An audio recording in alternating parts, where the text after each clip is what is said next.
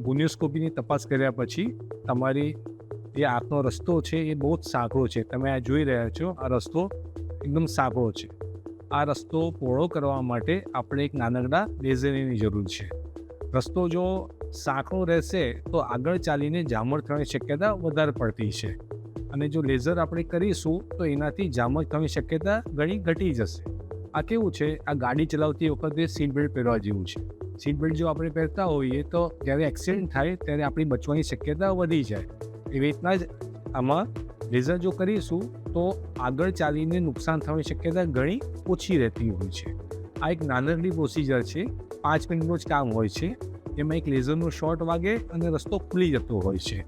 આમાં દુખાવો કે એવું જનરલી કશું થતો નથી.